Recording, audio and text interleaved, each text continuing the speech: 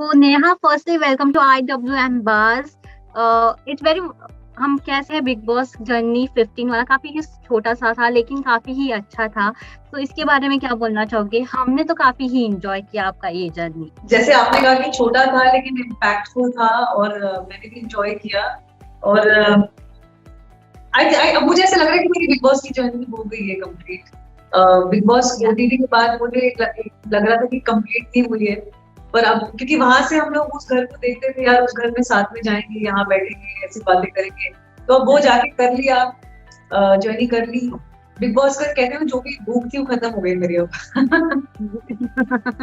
सो हम कह सकते हैं कि बिग बॉस 15 में जाने का सपना आपका पूरा हो गया है। हाँ जी, मतलब ऑनेस्टली इस साल से पहले कभी मेरा सपना था नहीं, बट बिग बॉस ओटीटी में जाने के बाद सपना जरूर था कि अपने दोस्तों के साथ जाके ये जर्नी कंप्लीट करूँ। So I am happy that I am done, because जिस दिन मेरा इलेक्शन हुआ है, दो जनता को और मुझे दोनों को लगता है अनफेयर था, लेकिन कहीं ना कहीं जब मैं बाहर निकली वहां से, मैंने फ्रीडम की सांस ली लंबी वाली, तो मुझे लगा है आई थिंक मेरा अब हो गया। अगर अगर मैं आपसे पूछूं, बिग बॉस ओटीटी टफ था या बिग बॉस 15? बिग बॉस 15 बहुत टफ है डेफिनेटली, मतलब कोई कंपैरिजन ही नहीं है। क्योंकि वो बहुत ही अलग गेम थी, वो गेम दिल की, कनेक्शन की, दोस्ती की ज्यादा थी, और ये गेम में दिल दोस्ती कुछ है ही नहीं।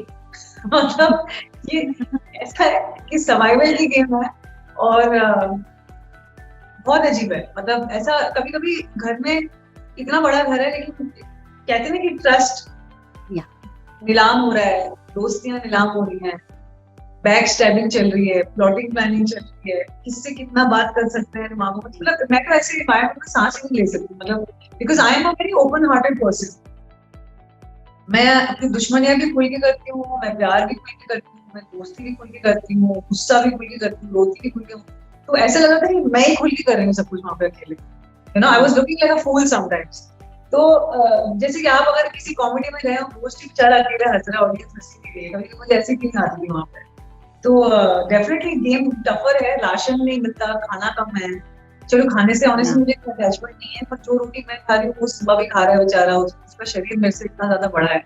तो आप सोचिए, लड़कों के लिए तो बहुत ही मुश्किल था। मैं चाय कॉफी नहीं पीती हूँ, लेकिन चाय कॉफी भी नहीं पीता हूँ, उसके लिए जिसको आदत है। फिर वीआईपी टास्क जो है वो बहुत ही वन साइडेड था। तो डेफिनेटली पावर प्ले, डोमिनेंस बहुत ज्यादा थी इस टाइम, और टाइम बहुत ज्यादा था, टास्क बड़े कम थे, कभी क्या करें यार, बोर हो जाता। यस यस, जैसे कि आपने खाने की बात की, तो ग्लूटेन फ्री खाने को लेकर आपको और शमिता को हमेशा टारगेट किया जाता था। सो इस पे क्या बोलना चाहोगे? बिग बॉस ओटीटी में भी आपको इसी बात को लेकर टारगेट किया जाता था और बिग बॉस 15 में भी? पहली बात तो हमारा ग्लूटेन फ्री राशन हमारे घर से आता है, तो किसी को क्या फर्क पड़ता है उस बात से? बिग बॉस वाले पैसे नहीं दे रहे उसका, तो लोगों को क्या फर्क पड़ता है उस बात से? आई डोंट अंडरस्टैंड। ग्लूटेन फ्री खाना जो है वो उन लोगों को दिया जाता है जिनको एलर्जीज हैं। अगर हम ग्लूटेन का खाना खाएं तो हम हॉस्पिटल में चले जाएंगे, बिकॉज शमिता को तो कोलाइटिस है, जो बहुत ही सीरियस डिजीज है इंटेस्टाइन की, और मुझे बहुत इंटेंस एलर्जी है। हैविंग सेड दैट, जब राशन नहीं आ रहा था तो हमने अपना राशन घर वालों के साथ शेयर किया है, और जो सारे बेसन के चीले बने घर में वो हमारे राशन से बने हैं। जो आटे की रोटियां लोगों ने खाई हैं वो मुझसे खाई हैं। रोमा रियाज ने भर भर के मेरा वीगन बटर खाया है, भर भर के उसके क्या कहते हैं, एक और आमंड बटर खाया है।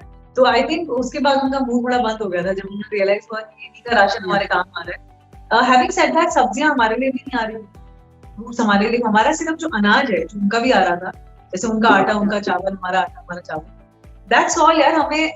मैं अगर आपको सच्ची बोलूं कि मुझे अगर एक नॉर्मल आटे की पूरी एक दिन खाने को मिल जाए ना, मैं इतना खुश होंगी। आप एक दिन ग्लूटेन फ्री खाना खाइए, आप अपनी किस्मत को कोसेंगे। यस। ओके, सो नेहा, मैं ये जानना चाहूंगी, शमिता ने जब आपको और राकेश को देखा तो काफी ही खुश हुई थी। क्या आपको लगता है कि जो आप शमिता को समझाना चाहती थी, क्या शमिता ने उस बात को फॉलो किया? क्या एक बॉन्ड था आप दोनों का वहां पे जाके और स्ट्रॉन्ग हुआ? देखिए, मैंने उनको जो जो इन्फॉर्मेशन देनी थी वो मैंने उन्हें दे दी, कुछ उन्होंने फॉलो करी, कुछ उन्होंने नहीं करी, which is okay with me. Bond हमारा डेफिनेटली और स्ट्रॉन्ग हुआ अंदर जाके। यू नो कि एक दोस्ती जो ऑलरेडी हुई थी ओटीटी में, वो यहाँ पे जाके और स्ट्रॉन्ग हो गई, and I am looking forward to meeting her one she is out.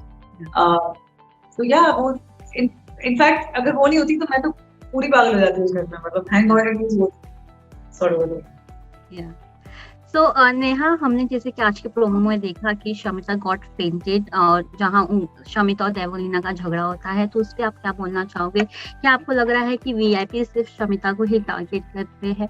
And we have always seen Shamita को हमेशा प्रिविलेज वर्ड्स बोल बोल के काफी ही इंस्टिगेट किया जाता है। आई डू फील उसको टारगेट कर रहे हैं डेफिनेटली, और it's not nice for sure, but unfortunately big boss का घर है और आई थिंक ये होता है वहाँ पे, और जायज है कि नहीं, ऑब्वियसली मैं अग्री नहीं करती उससे। और ये जो नए वाइल्ड कार्ड आए हैं, यही रीजन है मैंने लाइफ में कभी बिग बॉस देखा नहीं, क्योंकि ये मुझे समझ ही नहीं आता, मतलब कि इतना एक दूसरे को इंस्टिगेट करना। मैं असली झगड़ा है मैं समझ सकती हूँ, पर झगड़ने के लिए झगड़ना, गाली देने के लिए गाली देना, गुस्से के लिए गुस्सा करना, मतलब it's I don't understand this, to be honest with you, and I am not watching the show right now, and I feel very bad for her. I feel bad for my friends inside, मतलब मैंने उनको थका हुआ देखा है, उनकी journey इतनी लंबी रही है, चाहे वो निशांत हो, प्रतीक हो या शमिता हो, तीनों थके हुए फील होते हैं मुझे, बिकॉज आप सोचिए उनकी जर्नी ऑलरेडी 1.5 महीना वहां और 2 महीना यहाँ, 3.5 महीने उन्होंने ऑलरेडी पूरे कर लिए, which is like what 90 days almost, right, more than 90 days, it's a long time। मैंने ही 6-9 हफ्ते तो मैंने कर लिए थे, पर मुझे बीच में एक ब्रेक मिला बाहर आने, उनको कोई ब्रेक ही नहीं मिला है, वो एक घर से क्वारंटीन से दूसरे घर में गए हैं, और अब ये लोग आके उनको इंस्टिगेट कर रहे हैं, इट्स नॉट नाइस। सो आपको क्या लगता है कौन घर पे है जो डबल फेस गेम खेल रहा है? I have no idea. आप मुझे फिर से घबराहट मत दीजिए, इसे सवाल पूछिए, जैसे अगर मैं घर में वापस चली गई। ओके सर, मेरे हिसाब से वहाँ पे स्ट्रेट गेम सिर्फ 2 ही लोग खेल रहे हैं, वो है शमिता और प्रतीक।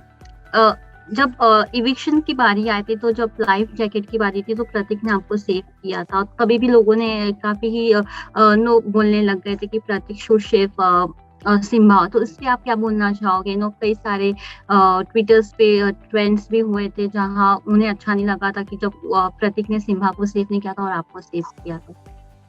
देखिए, अगर मुझे भी चॉइस आती तो मैं भी प्रतीक को ही सेव करती हूँ, उसको भी वो बात पता है, आई थिंक उसको भी पता है, लोगों को भी पता है। बिग बॉस ओटीटी में भी मैंने अपने आप को 2 बार नॉमिनेट किया था उनके लिए, तो 2 लोगों के बीच में क्या दोस्ती है या क्या रिश्ता है या क्यों उन्होंने सेव किया, इसमें पूरी इंडिया की जनता की ओपिनियन क्यों है, मेरे को यही समझ नहीं आता। और आई रियली लाइक सिम्बा, उसमें कोई 2 राय नहीं है इस बात, बट मुझे लगता है कि लाइक आई सेड कि प्रतीक की जगह मैं होती तो मैं भी प्रतीक को ही सेव करती हूँ, उसको भी तो बात पता है। मैंने घर के अंदर घुसते ही, चाहे मैं बात नहीं कर रही हूँ उनसे, मैंने करण कुंद्रा को डे 2 पे बोल दिया था कि प्रतीक को कभी बैक स्टैप नहीं करूंगी, और ना चाहते हुए भी वो मेरी प्रायोरिटी थी गेम, मतलब शमिता और वो ऐसे अंदर घुसते ही 3-4 दिन में आपको समझ आ जाता है कि ठीक है मैं इनसे बात नहीं कर रही हूँ, मेरी इनसे दोस्ती अब उतनी नहीं है, पर अब मैं ट्रस्ट अभी भी करती हूँ, एक अनसेड ट्रस्ट था उनके और मेरे बीच में, क्योंकि प्रतीक का गेम खेलने का तरीका, मेरा गेम खेलने का तरीका और शमिता का सेम है, हम लोग मुंह पे करते हैं। अगर प्रतीक एक ऐसा लड़का है कि अगर वो बोलेगा कि मुझे सेव नहीं करना है तो वो मुंह पे बोल देगा, वो एक बात बोल के दूसरा बात नहीं करेगा। एंड आई थिंक दैट उन्होंने पहले ही दिन पे मुझे नहीं, मैंने तो देखिए मैंने ना प्रतीक से ना शमिता से कभी पूछा, ना बिग बॉस ओटीटी में ना बिग बॉस में कि तुम्हारी मैं प्रायोरिटी हूँ कि नहीं, I never asked that, so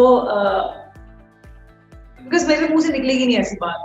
but अगर मैं किसी की प्रायोरिटी हूँ तो I think the country should be okay with that, and I think बहुत लोग ओके भी थे, सबको पता था वो मुझे ही सेव करेंगे, मुझे नहीं पता था, मैंने पूछा भी नहीं।